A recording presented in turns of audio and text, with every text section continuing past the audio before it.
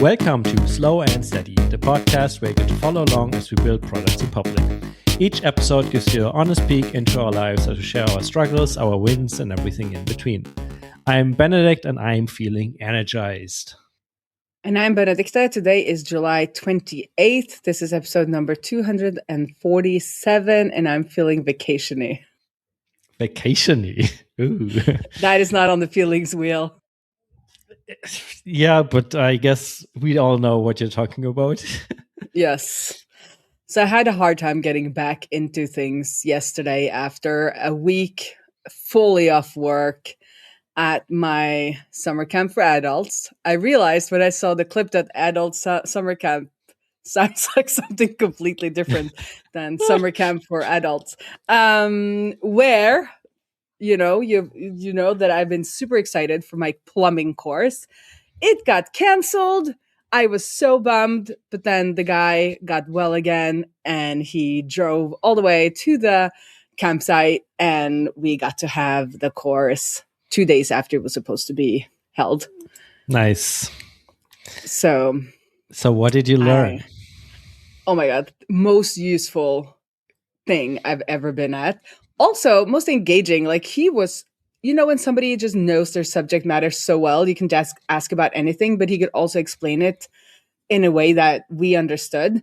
And it might be because, at least in Norway, when you're in that kind of a trade, you have to kind of school younger employees. They come out and they have to do a couple of years, as I think it's 2 years where they work in a company with, more experienced plumbers or carpenters or whatever trade it is, before they can go out on their own. So I don't know if it's because they have the experience or he's just that kind of a guy.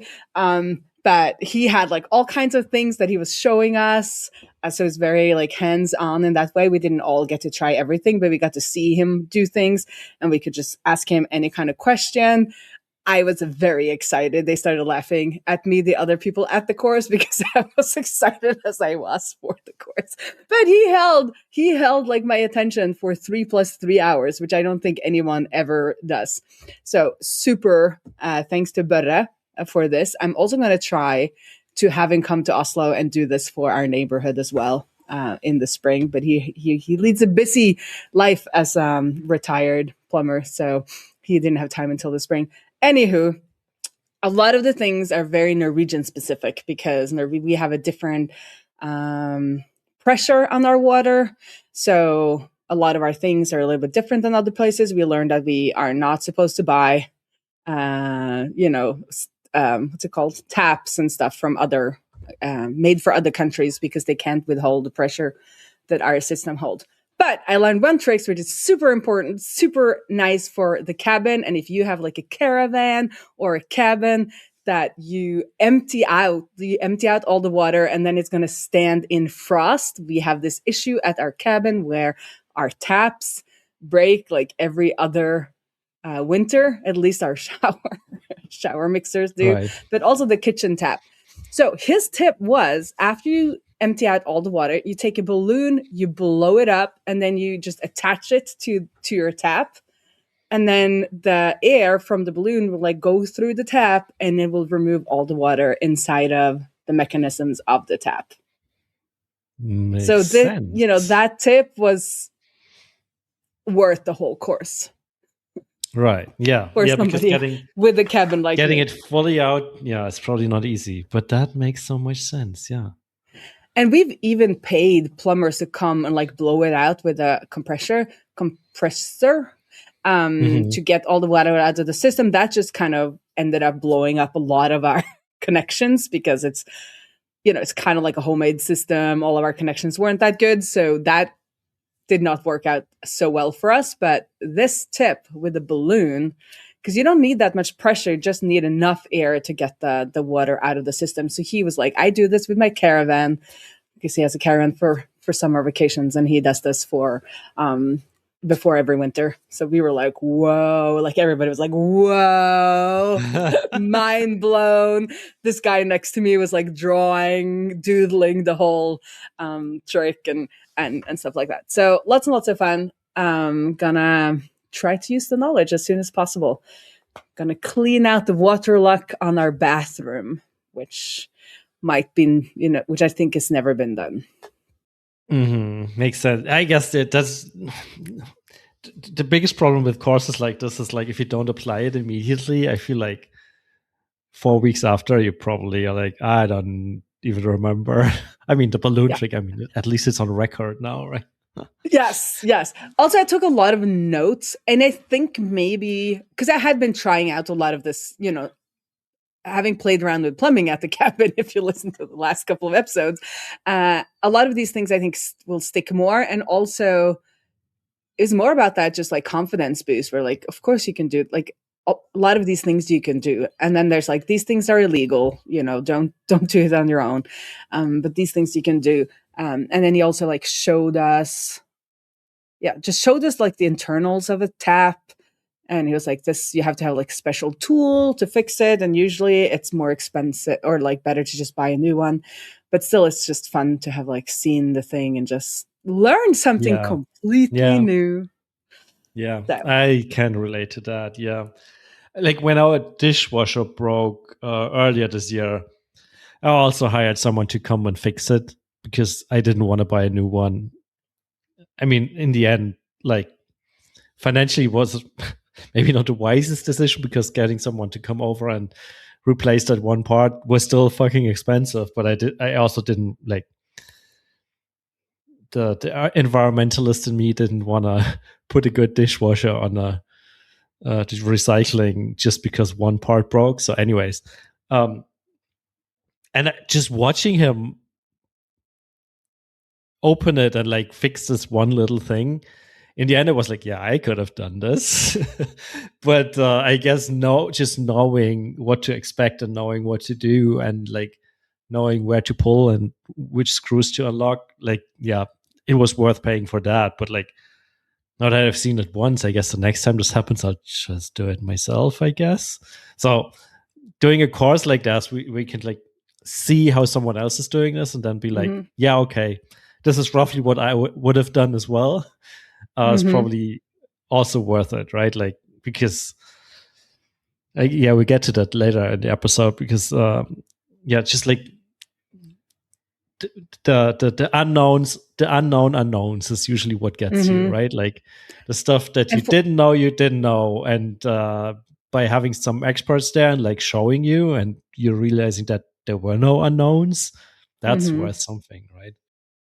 And also we could ask questions. So people had specific questions from their houses and was showing photos and he could like, he was like, okay, yeah, that's wrong. Or like, oh, I wouldn't fix that. Like, as long as it's fine. Why are you cleaning it all the time if the parts are hard to reassemble? Right. Like, does it need cleaning? Like, don't clean it. Right. If everything is flowing through it, fine. Like, there's no reason for you to disassemble it. But people have heard, these advice that you have to clean your water lock. I think it's called water lock in English.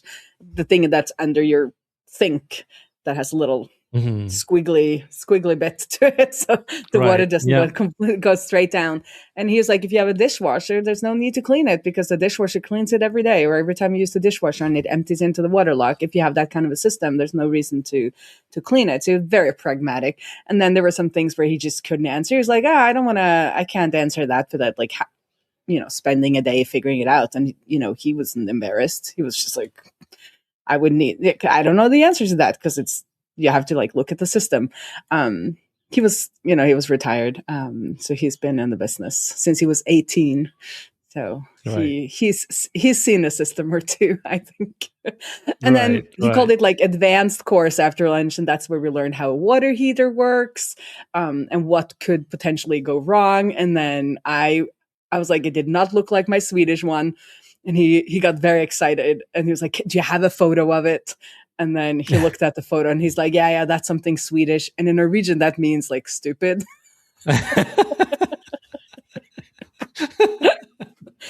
I mean, we're neighboring countries. We're like siblings. So if something is like done a little weirdly, it's like, oh, it's probably like a Swedish method. So it was, all in all, super fun. The best thing about summer camp was having no responsibilities. Like, I was not responsible for anyone else. I was there alone. Everybody else were adults. Everybody else could take care of themselves. Enough people and enough like combination of different kinds of weird that nobody would be mad if you went to your room and just stayed there for 3 hours and didn't participate in whatever was happening. And we got food 4 times a day. It was just like laid out. You could go grab your food if you wanted to. And I think me and my friend who was also there, both of us was like, this is the kind of luxury we need, where nobody has to say what's for dinner. Everything was just, was like there. It was beautiful not being responsible for anything or anyone, just a kind of vacation I need. And I guess that's like what entices people to like cruises and all inclusives. I guess I just never thought about it that way. I was just about to say, I mean, I've never done like all inclusive, like where drinks are included, but we've done a couple vacations of like half board, I think it is called, where you like at least get like breakfast and dinner, and it's the best because you can just like do nothing for the entire day, or like do some sightseeing if you want to, but like usually when we stay a week or two, it's just like one day just literally doing nothing other than reading or going for a swim and stuff like that. And then eventually you look at the clock and it's like, oh yeah, dinner's on, and then you go and then you're like, oh, what's on the menu today? And it's just like pick something and you don't have to think about it, and that's the best feeling ever. So I think I'm gonna need to do more of those kinds of vacations. I can recommend it. Like, I mean, we don't do this every year, but every couple years it's kind of nice to just go there and also be fine with not doing all of the sightseeing, because like that's a tendency that at least I used to have, is like when I am at a place, and I mean, it's, in a way it's still true, but like I basically want to check off the entire to-do list, right? Like see everything. But sometimes it's also because it's also cool to just like not do that and just relax and not worry about anything. That was kind of nice about this being in. Can you still hear me? I now have a cat between me and the. Yeah, you're a little bit muffled with the cat on the microphone. You have to stay over there. She missed me a lot. I was gone a week. She didn't have anyone to lay on top of. Anywho, it was a lot of fun. I didn't have any responsibilities. That was the best part. So I can relate. Yep. In the 2 weeks before that, I did some work, but let's hear about what you've done since last time. Yeah, like it was an eventful 3 weeks, I guess. So work-wise, there were two interesting things, at least the ones that I can remember. So I think I mentioned before that we're working on the new theming system for Userlist, so you can style all the emails and that sort of stuff. We reworked the entire data model to support all the new stuff we had in mind. And it was kind of hard to figure out a path from the existing system to the new system, but eventually, broke it down into the necessary small steps that we can do it one by one. So that happened. And in that process, we also redid the UI for like changing settings. And we now have basically a split view layout with like a sidebar and then a settings panel. And then on the right side, there's a preview panel. So when you change a color or something like that, the preview would automatically update, which in itself is pretty cool. Pretty happy with it. But we noticed that whenever you change the setting, obviously the thing would re-render and update the colors, but all the images that are in there would disappear and then reappear. And I was like, that's odd. Like, why is it happening? And eventually I figured out that in our UI, we obviously allow people to upload images, so they include them in their email, and we upload them to S3. And we were always also just serving them from S3. Like if you insert them into an email, we would just like have, I don't know, userlist s3.amazonaws.com, whatever file name. And obviously that worked, but like I then realized the flip-flopping was because the browser didn't cache the images. And it turns out, and if you think about it, sure, why would it? Like, but S3 by default doesn't include any cache control headers. So whenever you load the page, it would fetch the thing from the server.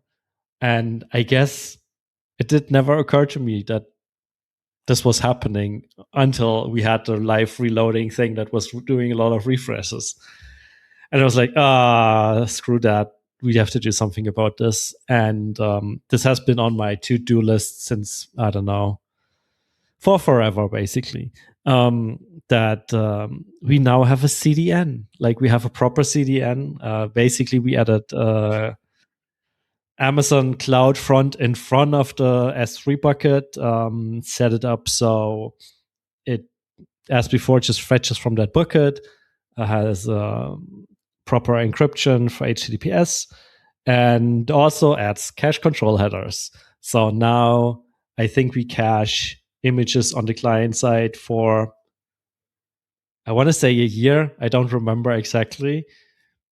And see, suddenly the thing doesn't flip-flop anymore. Like it loads once and then it just stays there.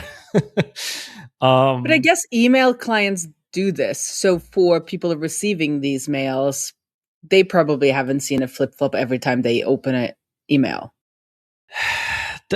That's the thing. Like I think it depends a little on what email client it is. Mm-hmm. And like there's a lot of stuff involved in this. But I think the key part of this is most of the emails, like, well, a decent chunk of emails probably never get opened, so they don't have this problem because people just like delete or archive immediately.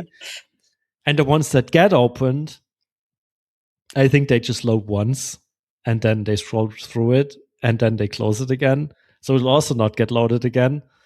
And then there's maybe the rare case where someone comes back to the email repeatedly and opens it repeatedly. And I guess in this case, if the email client didn't cache it, it would fetch it from the server. Mm. But honestly, it's not that big of a deal. Mm-hmm. But still felt like a good change.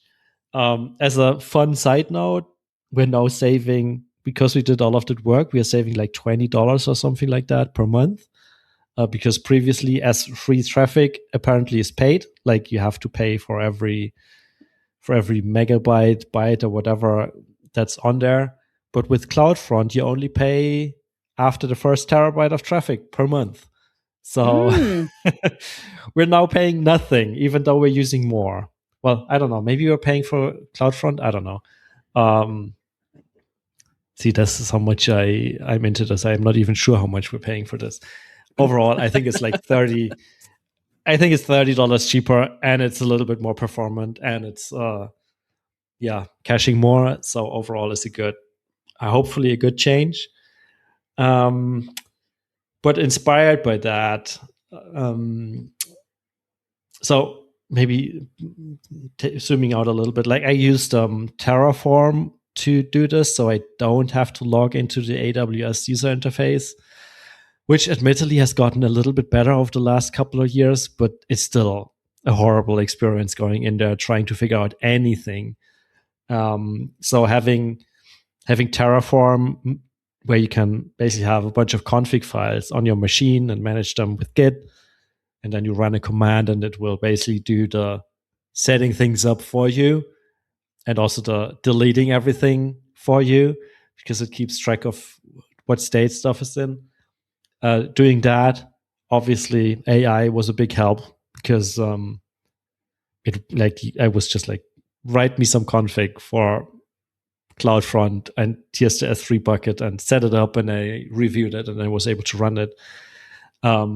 Inspired by all of that, I took another stab at migrating all of Userlist over to AWS, and it took a couple days again, but we're now at a stage where in theory I can move over all of Userlist from Heroku to AWS. which is kind of nice, but it's also You have fucking to, scary. and you We have to, don't right? Heroku is isn't it closing down? It's not closing down, at least not officially. Like they are in, what did they had a specific marketing term for What? it. It was something Active like deprecation? sustainable maintenance or something like that. It was basically we keep the lights on, but don't expect any fancy stuff anymore. Something Yeah. like that. But also they might be feature complete. Like, I don't know, is there a lot of things lacking? There are some things that could be better, I guess, or they could improve. But whatever. Like for the most part, it's working. But there's always been this like, what if feeling, right? Like, what if, like, I think the biggest problem with a statement like this is that, sure, maybe they don't add new features, but like, if you know that a product within a company is kind of abandoned, what does that mean for the next outage they have, right? Like, is there anyone around who knows enough about all of this to fix it in time and stuff like? I don't know. For the most part, I wanted to experiment, learn something, and have a way out if you ever need to. So right now we have still 90% of the stuff is still running on Heroku. But like we have one web endpoint running on AWS and one, like our default background workers, also one instance is running on AWS as well in parallel. And in theory, I could flip everything over. But again, like I previously mentioned, unknown unknowns. So I'm a little bit terrified to do this. But maybe eventually I should just do it. I don't know. Like, it might be better to do it in a calm fashion than in an eventual Heroku outage. Yeah, I guess that's where we're at the moment. It's like, in theory, it's working. We have it like sort of running in parallel, but like most of the stuff is still flowing through Heroku. And I guess I just have to build up the courage and shuffle things over incrementally over time. Because part of me, as I said, like I'm both terrified and excited about this. Terrified because it's way more complex than anything on Heroku, obviously. There's so much more moving parts. And I know that I'm not super deeply familiar with all of them. But also, there's so much more moving parts, right? Like, you can do so much more specific tweaks or like tiny things or like even bigger things, like run different services in parallel and orchestrate things in ways that you cannot do on Heroku. And that part kind of gets me excited because there's stuff we would be able to do that we currently aren't. So yeah, I'm a little bit like in a weird state where I'm not fully trusting it yet, or trusting myself mostly, but also excited enough to keep probing. I was in a community with a guy like that does that, help founders move and stay on Amazon. Right. He had different packages where, he would help. He would be like, he was an expert in AWS, and he will help founders to migrate and like, but also be their sounding board moving forward until the founder feels confident enough. I'll see if I can dig him up I think in my archives. that might be helpful, because that's also what I've been thinking, that maybe like I don't really want to outsource this completely, because I feel like it's still important to know what's going on and how things works and all of that.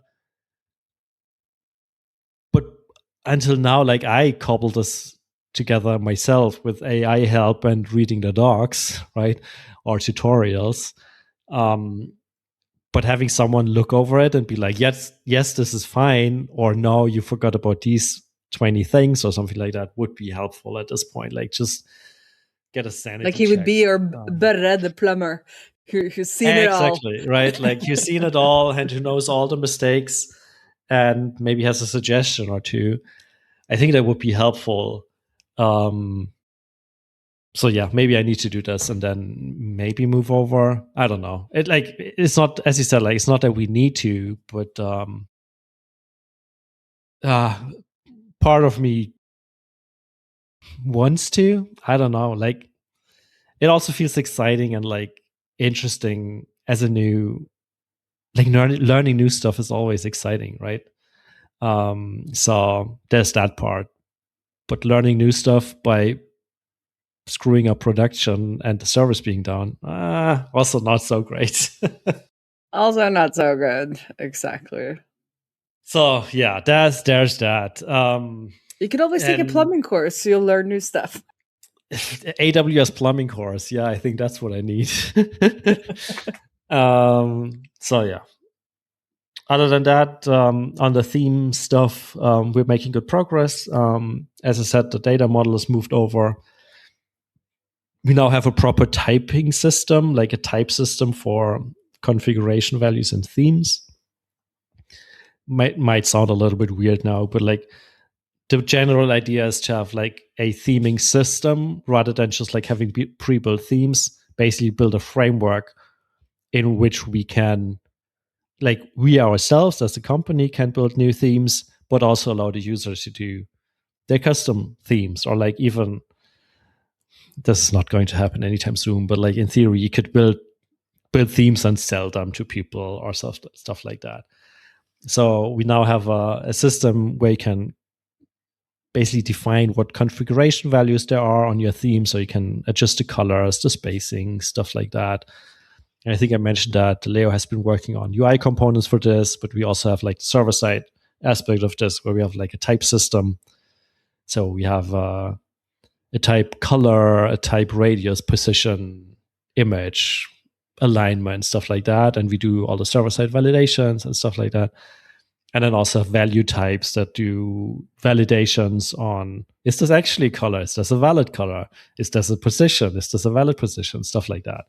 So it's getting into really nice shape. And part of it feels a little bit like overkill, but influenced by my experiences with the MCP server earlier this year and the lack of proper validation and the lack of proper type systems. I feel like this is a good investment to build something solid now, and then maybe allow people to roll their custom themes using AI because we know the guardrails are in place. Mm-hmm. I don't know. Stuff like that. It could be fun if you could point it to your website and then point it to Userlist and be like, replicate. Yeah, build me a theme that replicates my branding, something like that. Yeah, let's see what we get to.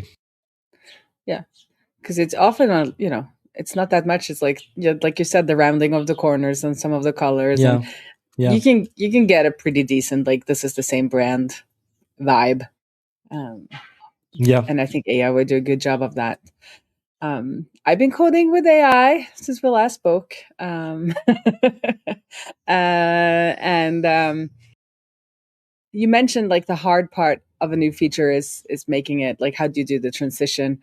And for a lot of the stuff that I'm trying to like nøste up, is the Norwegian word, like trying to figure out how things are actually working inside of our Airtable monstrosity, and other things where there are columns that aren't in use, there are statuses that haven't been updated. It's like I'm like cleaning through it, and then I'm figuring things out. Like, we have said this, I think, many times before. We have the concept of a bike, but it has one status field, and it has like 6 different things, I think, in the status field. So there are many cases where several statuses could be true at the same time, and we need to move that into other right. fields. And it's like, what order do we do it in? Like, where are the implications? And just now I'm trying, because we are selling or renting out, we're getting a trickle of orders all through summer, which is pretty good because that is our low season.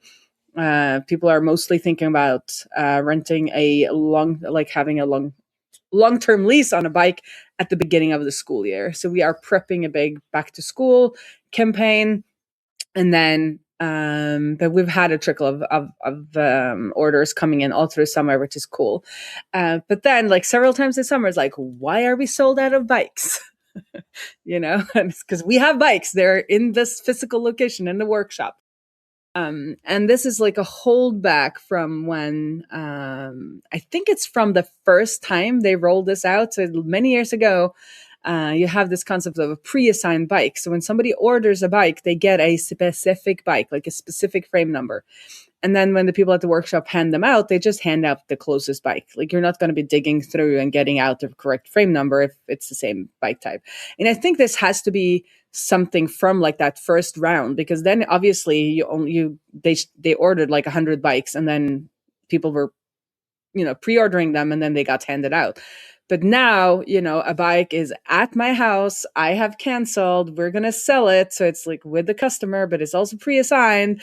And all of this is like muddled. So tomorrow I'm going to go up to the workshop, and we're going to go through all the bikes and see that like the columns we need to be in order now are in order, and then figure a little bit out what we're going to do with all of this extra fluff and how we're going to start to dismantle, I guess is the word I was looking for, dismantle these things into other systems, well, without breaking our ordering flow. Yep. That's the challenge. Because I have a beautiful new bike status like model. Right. But also this being an Airtable, I will have to make scripts to update. I can't do a typical database, SQL query and update things. I will have to make little scripts that go through. There is error, there's rate limiting. It's easy to see where I want to go, but then it's like, and then I end up in circles. Like, okay, if we change if we change that, well, then we have to change that. Well, then we have to, and then you're like, okay, I can't do that in one session. Like, where can I go that will get me there? But now that I'm back from vacation, I consider every day and spend several hours on this.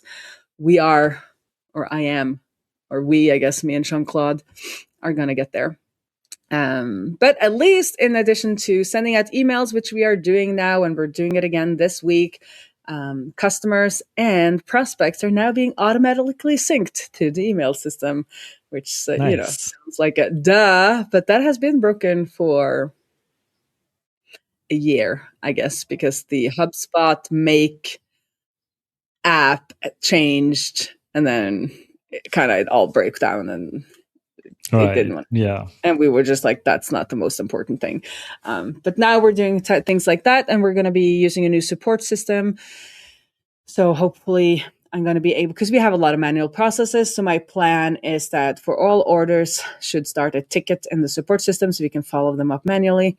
And also all prospects should start a ticket so we can follow them up manually until we have more automated systems. So hopefully that's also going to be done within the week or next week.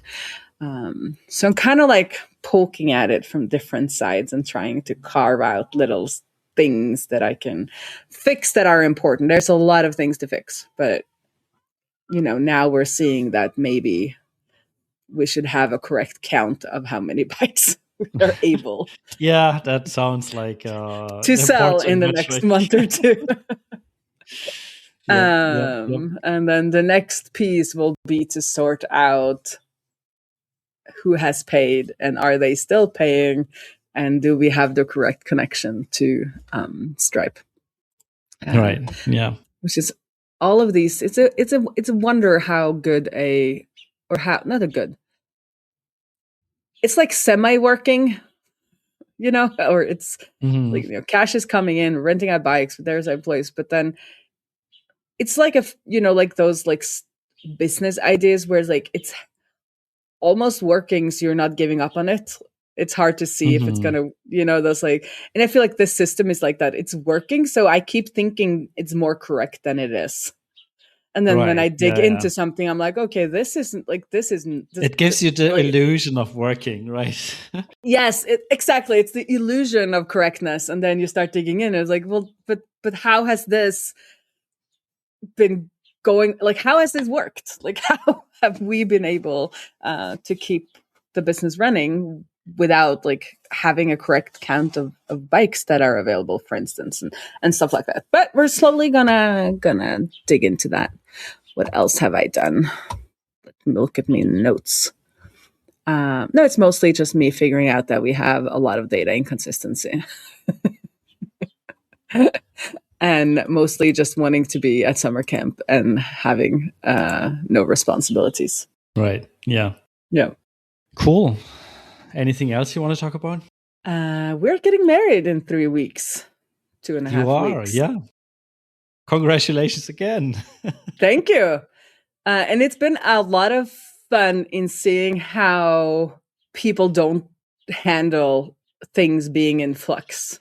Because I think the life that I've lived or relived, like I am fairly okay with, I know where it's going to be. I know what day it's going to be. Like things are, things will fall into place. But people have been asking for 3 months, like, what's the final count? Who's going to officiate?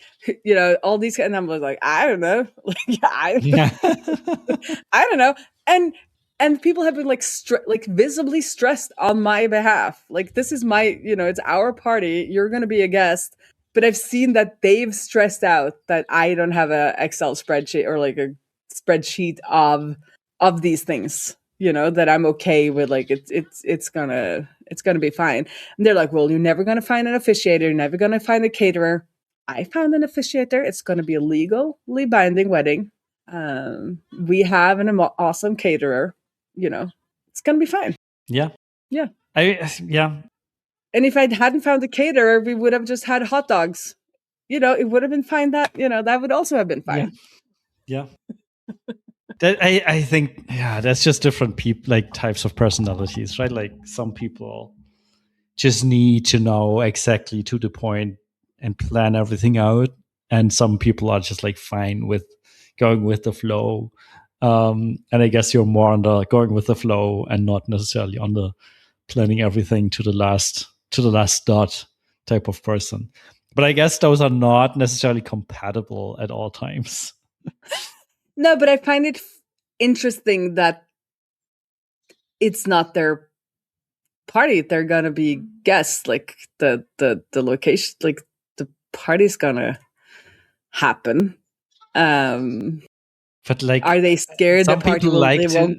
Some people want to know what to expect and what to prepare for, right? Like, yes, there's a certain uncertainty by not planning everything ahead, like, and being a guest at a party where it's not fully planned. But I mean, I get your point as well. Like, what do the guests care, right? Like, as long as there's going to be a party and there's going to be some food and some drinks, it's going to be fine. Yeah, because a lot of the questions are from friends that are things that never would be in an invite. Like, you don't state in an invite how many people exactly are coming to your wedding. Usually, like, right. You usually invite somebody to something, but you're not like, this is gonna. You can probably deduce from the venue maybe how big the wedding is going to be, but usually the guests aren't clued in on those things. So that's what I found. Obviously, now that it's this close and people, like, we hadn't told people when it starts until yesterday. I understand that people get stressed about those things. Right. But like the internals, that's not up to you. So why are you stressed? Yeah.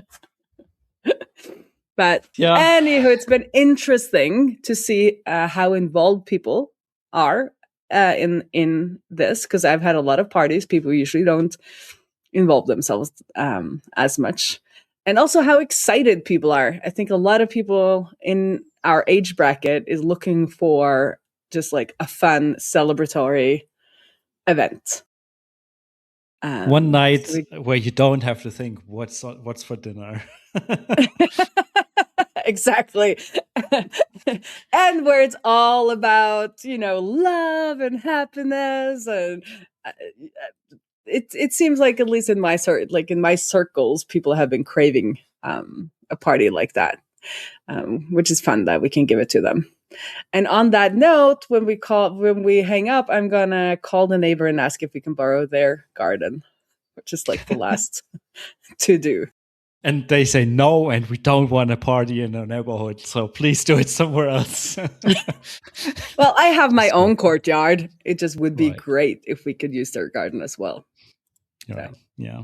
Well, I guess then let's wrap it up so you can do some important calls and talk to you in 2 weeks. You can update us on the latest state of affairs regarding the party. Maybe I've even fixed my dress by then. Maybe. Maybe. Well, see you See you around the interwebs. Bye.